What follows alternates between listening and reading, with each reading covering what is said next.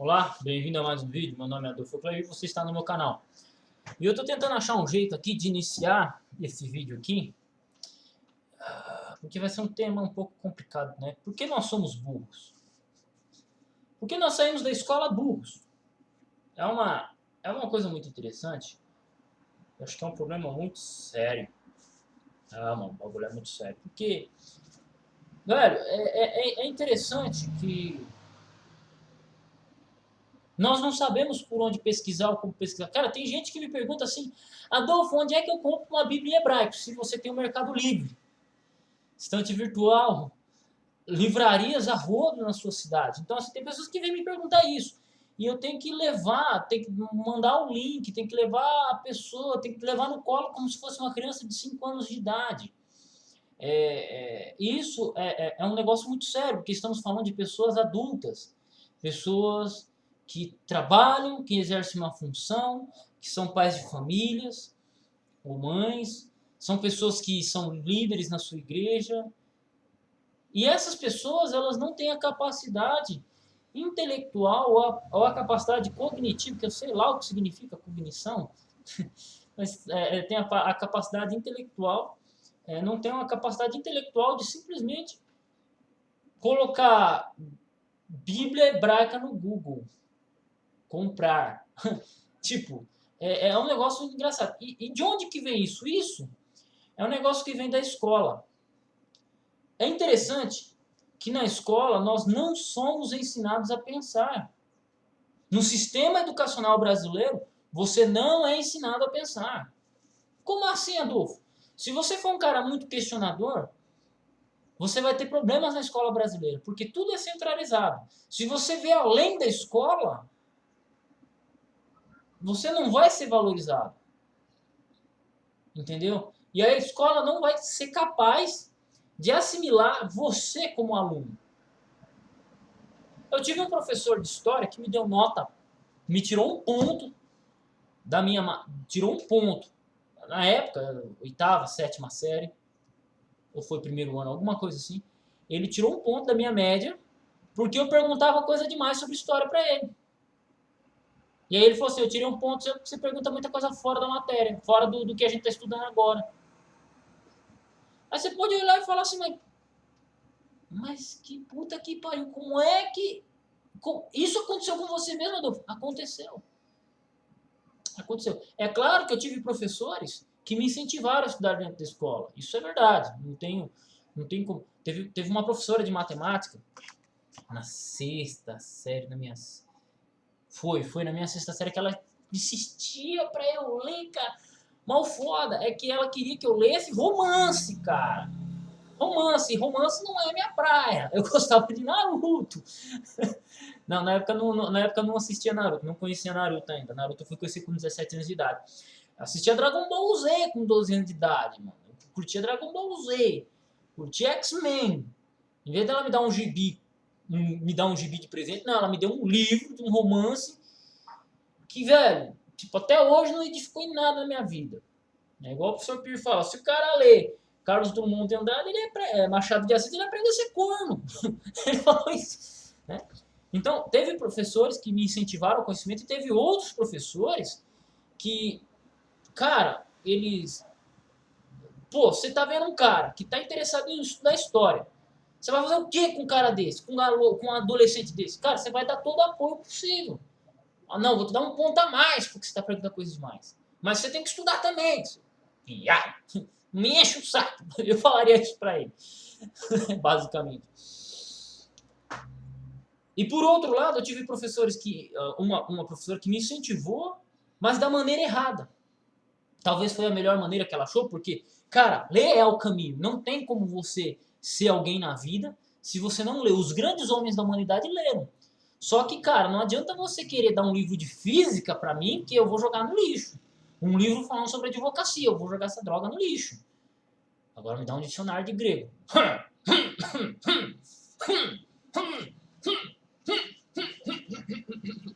Aí sim. Me dá um livro aí comentando sobre história romana. Aí sim. Agora você vai me dar um romance? Pô, Um romance, cara. Romance. Pra um cara. Pra mim. Tô com cara de viado, então. Então tá. Mas tudo bem. Então, a escola, ela não tem a capacidade, e isso é interessante, a escola, ela não tem a capacidade de lidar com as pessoas. Às vezes, com a dificuldade e com a grandeza das pessoas. Porque você tem pessoas jovens que eles são grandes demais para estarem na escola. Grandes demais.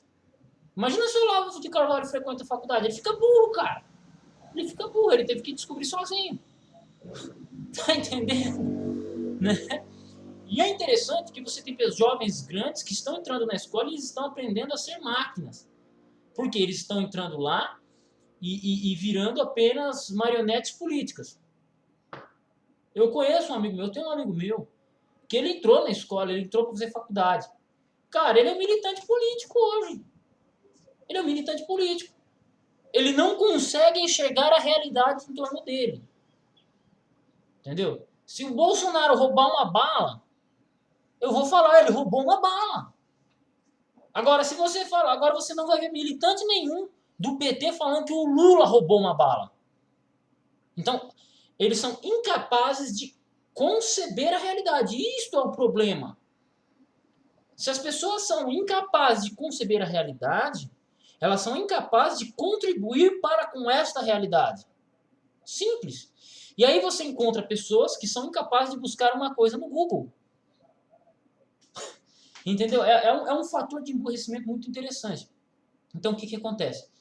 Eu não estou aqui propondo a solução. Estou aqui conversando e dialogando com vocês, porque eu acho que nós somos burros. Então, assim, o sistema escolar, ele é um negócio meio doido. Porque, por exemplo, eu estudei matemática, eu realmente gostava de matemática até meus 12 anos de idade. Até a equação de primeiro grau eu fui bem. Quando me colocaram a equação de segundo grau, mano, só misericórdia. Até um amigo meu falou assim, ô louca, você é formado em teologia e história com um cara que vendia tabuada na escola? Eu falei, velho. Quando misturou matemática no meio com números com letras, eu me perdi. Isso foi com um amigo meu de infância, que a gente vendia tabuada de matemática na escola. Eu era doidão, velho. Era doidão, né? E aí, dos meus 12 anos pra frente, aí eu comecei a gostar muito de história. Muito de história. Não li livros o suficiente para me desenvolver nessa área durante a adolescência. Porque adolescente, cara, queria jogar videogame, queria assistir Naruto, ouvir rock. Era isso que eu queria fazer, não queria fazer mais nada. Estudar com seriedade eu comecei depois dos 20. Graças a Deus. Com os 20 anos de idade. Graças a Deus. Depois que eu casei, né? Antes de eu casar, eu falei pra minha esposa, eu vou estudar. Casei com ela e já estou fazendo a segunda faculdade. As duras penas de todo. Não paguei nem a primeira, mas já estou fazendo a segunda. O brasileiro é assim, vai levando tudo com a barriga, devo, não nego, pago quando puder. Mas não convém ao caso. Então, assim, o que falta é a iniciativa do cidadão. Você tem que ter iniciativa. Se você não tem iniciativa, você não vai conseguir ser um pesquisador. Se você não for um pesquisador, você não vai conseguir adquirir conhecimento. E se você não adquirir conhecimento, fica difícil, né, meu amigo? Então, assim, você pode ser facilmente manipulado, como é o caso dos militantes petistas, né? Tô utilizando aqui, também existem militantes bolsonaristas, mas o fato é, estou falando dos militantes petistas, que normalmente eles são os que não conseguem conceber a realidade pura e simples. Pura e simples. Então, você tem que ter vontade. Não é deixar tudo na mão de uma pessoa. Não é deixar tudo na mão do seu professor ou deixar tudo na mão da pessoa que sabe. Eu estou aqui no YouTube gravando vídeos falando sobre grego, sobre crítica textual, sobre história, sobre o Novo Testamento. Não é para você concordar comigo, não é para você me tornar um Deus, não é isso. Eu só estou aqui para direcionar vocês aonde eu consigo fazer isso. E com isso, quem sabe, eu ganho algumas moedas ainda, né, do YouTube e tal. E por aí vai. Quem sabe? Quem sabe? Senão eu não gravaria vídeos aqui, né? Então, o que acontece? Você tem que ter esse espírito de iniciativa. Falei de um livro aqui. Onde é que eu adquiro ele? Peraí. O Adolfo mencionou o nome, qual que é o nome? É justo perguntar onde que você compra o livro, mas, cara, se eu falar Novo Testamento grego, se você colocar Novo Testamento grego comprar no Google, você vai ter 1 milhão de sites.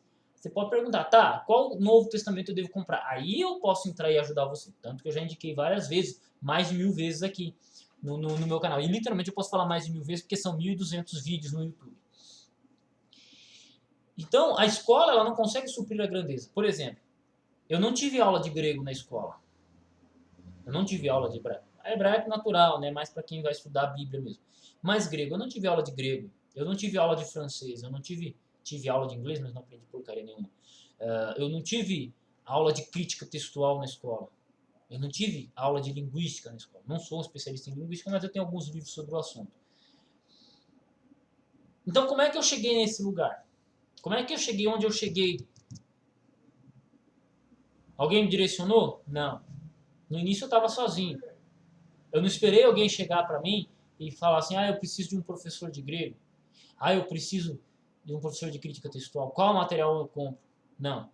Eu tive que comprar um por um, claro, né? Gastei umas moedas, mas também não vendo nenhum livro do que eu tenho aqui. Tive que comprar livro por livro para chegar onde eu cheguei. E aí você pode estar olhando assim e falar, tá, tudo bem, Adolfo, mas se você chegou onde chegou, por que eu não consigo? Você consegue. Talvez você não queira chegar onde eu estou, que é ser professor de grego, dar aula de crítica textual. Talvez você não queira chegar onde eu cheguei. Talvez não seja a sua área, mas talvez você tenha algum interesse. Então eu sempre indico materiais aqui para trás. Então pode voltar nos vídeos lá que eu falo de Bíblia, palavra-chave, Novo Testamento linear majoritário, e sinta-se à vontade para pesquisar o básico de grego.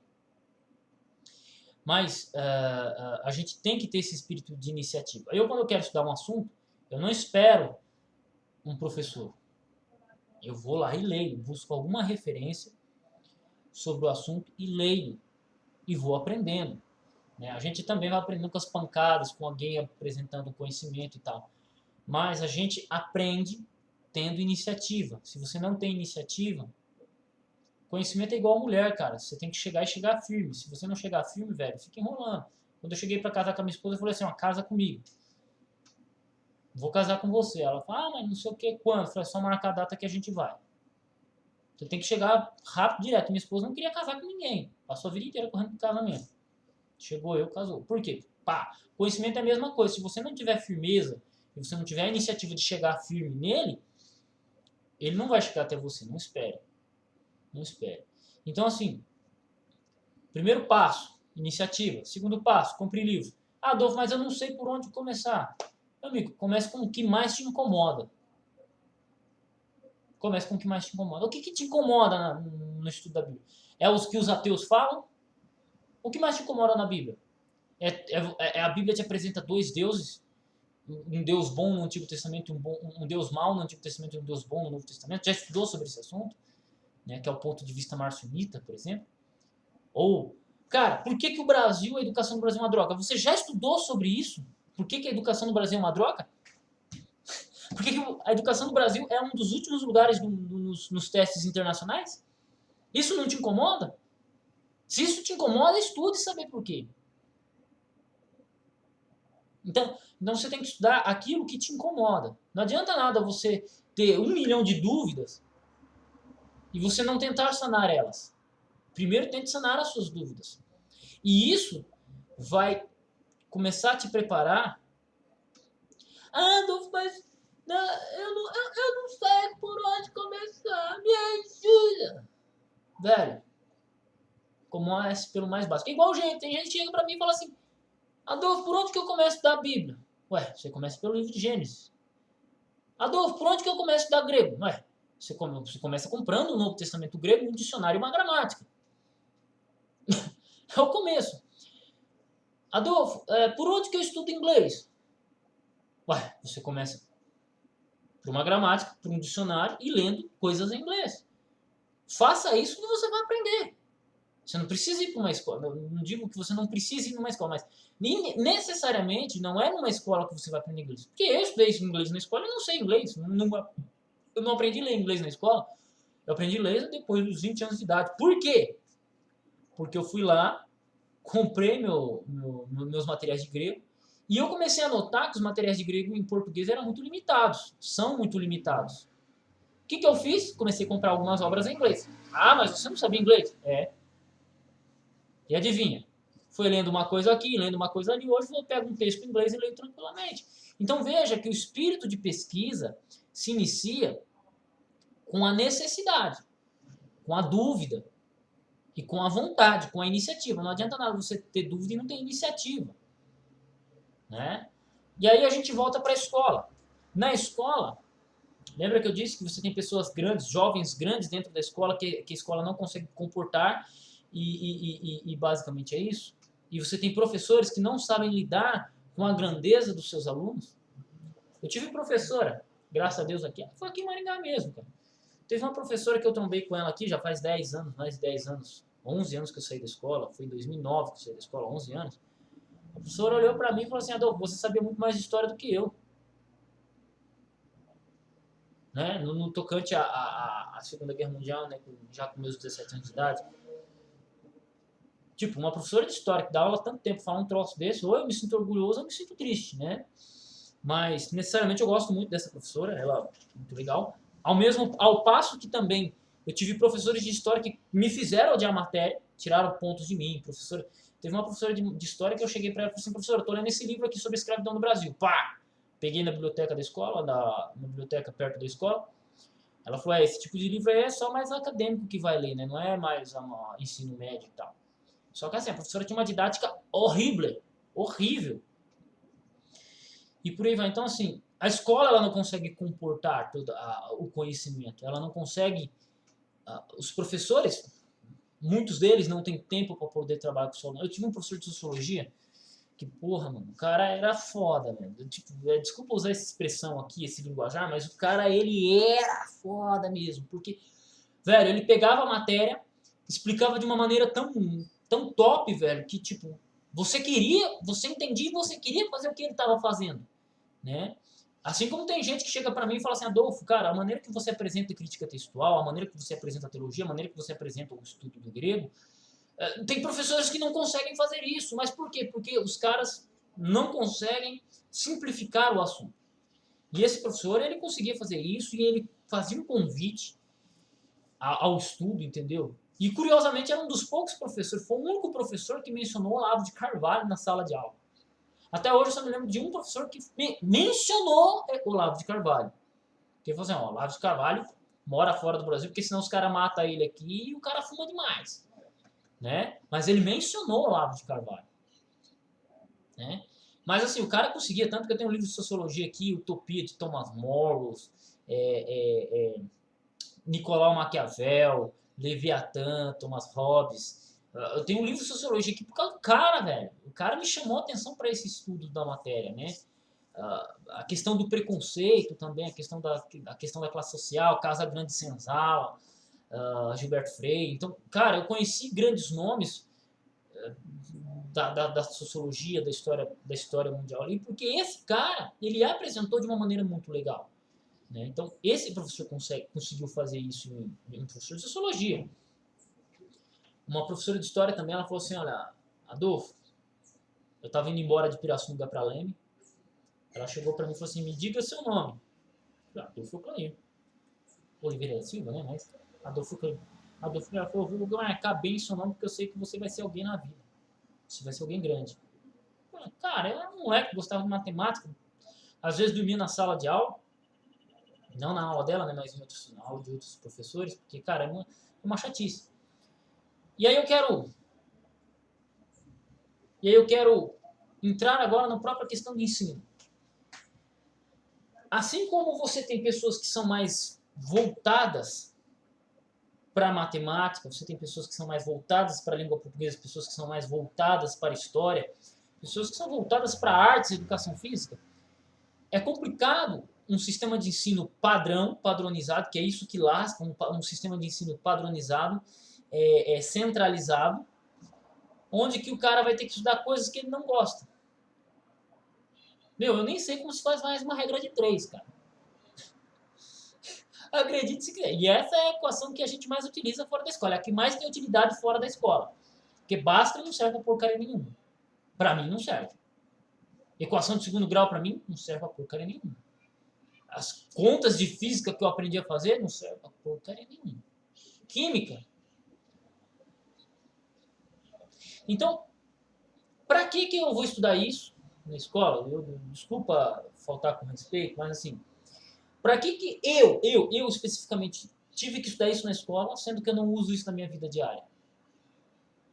Talvez assim, por exemplo, eu estudo grego, eu convivo com a língua grega, talvez você não conviva, então para que você vai aprender isso?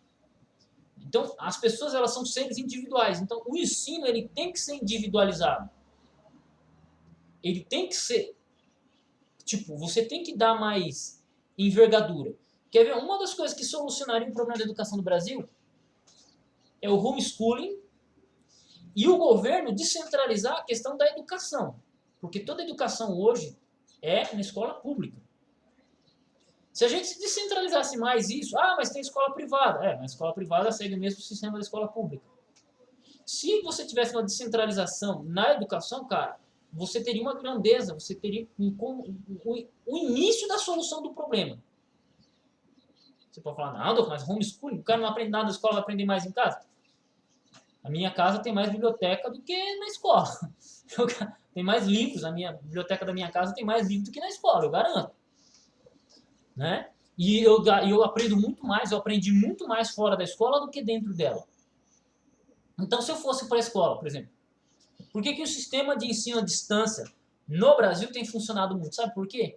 Porque o cara não perde tempo indo na escola, ouvir o professor lá falar um monte de lenga-lenga, e ele estuda em casa. Não entendeu? Ele assiste a videoaula de novo. E isso tem contribuído muito para a educação. Ok? Então, o cara estuda em casa. Então, o tempo que eu ia ficar ouvindo o professor, eu estou gravando o vídeo ou eu estou lendo. Estou lendo a matéria da faculdade, estou estudando, estou compreendendo. Qualquer dúvida que eu tenho, claro, pergunto. Até agora eu não tive nenhuma dúvida do concernente à matéria. Que, na verdade, eu acho a faculdade muito mais fácil do que o ensino médio. Né? Por que eu acho mais fácil? Porque eu não tenho que aprender matemática. Eu tenho que aprender aquilo que eu quero aprender. Tem umas matérias que eu passo raiva? Tem sim. Passo raiva, puto da vida. Sim, fato. Mas tem matérias que eu acho muito interessante. Então, assim, um início da solução seria isso. Por quê? Assim como o Olavo de Carvalho fala, o ser humano ele tem que educar a si mesmo. A sociedade ela tem que educar a si mesmo, e não o Estado educar a sociedade. Porque quando o Estado educa a sociedade, você tem um problema muito sério. Por exemplo, os últimos índices de educação. É por falta de dinheiro? Não, cara. O Brasil tem gastado muito dinheiro, tanto quanto os Estados Unidos e Canadá, e os resultados do Brasil são infinitamente piores. Por quê? Por causa da centralização educacional. Os Estados Unidos, ele tinha grandes mentes, né? Não é que não tenha hoje, mas ele tinha grandes mentes, enquanto que a educação não era centralizada. Quando o governo começou a centralizar a educação, sabe o que começou a acontecer com o nível de intelectualidade, de inteligência dos jovens? Existem outros fatores que fazem eles se manterem no topo ainda. Diferente do Brasil. Brasil, por que nós estamos... Porque a educação é centralizada. Você não tem espaço, né? Você não tem espaço. A educação brasileira ainda não se atentou à abertura de especial. Por exemplo, se na escola você tivesse a opção de escolher algumas matérias, tivesse as matérias obrigatórias, claro que vai ter que ter a obrigatória de matemática, português, história, artes, educação, por aí vai. Mas e se você pudesse escolher mais, algumas matérias, tipo 4 ou 5 aulas na semana, fossem aulas que você escolhesse estudar? Coisas que você escolhesse estudar. Cara, o adolescente ia ter liberdade em escolher aprender aquilo que ele quer. Claro, estaria preso ainda ao sistema escolar. Cara, seria um negócio assim que eu acho que ajudaria muito. Né? Eu acho que ajudaria muito. E daria uma certa individualidade. Porque, cara, não adianta, mano. Eu passei o ensino médio inteiro, cara, sem ler Machado de Assis. Sem ler Euclides da Cunha. Os Sertões. Passei. Porque isso não me importava. Mas, colocasse eu num grupo de estudos de história específicos, meu amigo, tem muito jovem que se ele tivesse matemática avançada, álgebra avançada no ensino médio, cara, ele se destacaria muito. Mas como toda educação é padronizada, o cara que gosta de história não conseguiu desenvolver isso, o cara que se tinha tendência para matemática não conseguiu desenvolver, e aí saiu dois caras para a vida e se tornaram dois Zé Ruelas. Tá entendendo? E basicamente é isso aí, cara. Eu quero finalizar esse vídeo só falando aqui que eu falei, matraquei. Nem terminei o início, que eu raciocinei no início do vídeo. Por que eu acho a faculdade muito mais fácil do que o ensino médio? Olha que legal. No ensino médio, eu tinha essa desgraça de estudar português, matemática, ciências, físicas, seja lá o que for. E isso, cara, atrapalhava meu estudo. Agora, na faculdade, para mim, é muito mais tranquilo porque eu tenho que me preocupar com uma ou duas matérias por mês. Então, tipo, o mês inteiro eu estudo aquilo. E isso facilita para mim. Isso facilita a minha absorção. Porque imagina se eu tivesse que absorver matemática junto. Imagina se eu tivesse que absorver matemática junto, cara. Seria um pé no saco, entendeu? Eu não consigo. Entendeu? Isso acontece no ensino médio. Então, o cara ele só vai começar a ter acesso a uma metodologia de ensino um pouquinho melhor na faculdade. E nem lá ainda ele consegue virar um pesquisador. Entendeu? Nem lá consegue virar um pesquisador. Você vai começar a ter pesquisa séria no Brasil a partir do mestrado. Quando que, na verdade, pesquisas sérias a gente já devia estar fazendo no último ano do ensino médio. Entendeu? Eu tive professores que tentaram colocar pra gente: vocês vão fazer o trabalho lá, 10 páginas, vocês vão ter que citar a fonte, vão ter que fazer isso, vão ter que fazer aquilo. Tipo, eu corria de sair, meu irmão. Eu corria de sair. Aí eu vou te falar outra coisa. Sabe por quê? A realidade brasileira é o seguinte: o que o brasileiro em média quer é trabalhar para adquirir as coisas dele. Eu com 16 anos de idade não tinha uma calça jeans, velho. Como é que eu ia me preocupar com outras coisas se eu mal tinha roupa para vestir? Entendeu? O que acontece? Quem busca conhecimento vai buscar conhecimento. Saiu do ensino médio, sem saber porcaria nenhuma, basicamente. Aos 20 anos de idade, comecei a estudar. Sério, aos 20 anos de idade comecei a comprar livro. Falei, não, eu vou estudar. A partir desse momento eu comecei a me desenvolver. Foi a educação na escola que me ajudou? Quase não. Foi fora da escola. Depois que eu comecei a estudar grego, depois que falei, não, velho, não adianta só estudar, eu vou precisar de um pedaço de papel. No Brasil a gente precisa de um pedaço de papel dizendo que a gente é alguma coisa. Então eu entrei num seminário de teologia, né? Fiz cursos de teologia, fiz a convalidação em teologia, terminei, passou 1 ano, 2 anos, agora estou fazendo história. Quem quer estudar, uma hora se acorda. Só que tem pessoas que vão passar a vida inteira e elas não vão estudar. Então não adianta você forçar uma pessoa que não quer ser educada. Achei, cara, aos 20 anos de idade eu descobri o tipo de literatura que me chamava atenção. Eu descobri, isso aí leva tempo. O professor Pierre fala muito sobre isso. O professor Pierre Peluge, como aumentar sua inteligência. Cara, vocês vão ver um monte de palestra do cara sobre o assunto. O cara era bruto demais. E desde então estamos aqui. Então, assim, eu estou conversando com vocês aqui. Por que nós ficamos burros? Por que os nossos jovens saem burros da escola? Devido à inflexibilidade do ensino brasileiro. Pode parecer loucura, pode ser loucura que eu estou falando, mas, velho, a gente aprende muito mais fora da escola do que dentro. Na verdade, dentro da escola, eu acho que é o local para tirar dúvidas. Mas a aprendizagem ocorre fora dela mesmo. E nossa cultura tem o hábito de falar, não, você vai aprender na escola. Entendeu? Então isso é um erro tremendo. E assim, meu, se você chegou até esse momento do vídeo, você tem culhão. Você é macho. Agradeço aí. Deus abençoe seus estudos. Não se esquece de compartilhar, curtir o vídeo, deixar seu comentário aí. Vai ser de grande relevância. Deus abençoe sua vida. Essa é a minha opinião. Talvez eu esteja errado. Vou mudar muita coisa ao longo do tempo. E vamos aí. Então, assim, do jeito que tá não dá para ficar.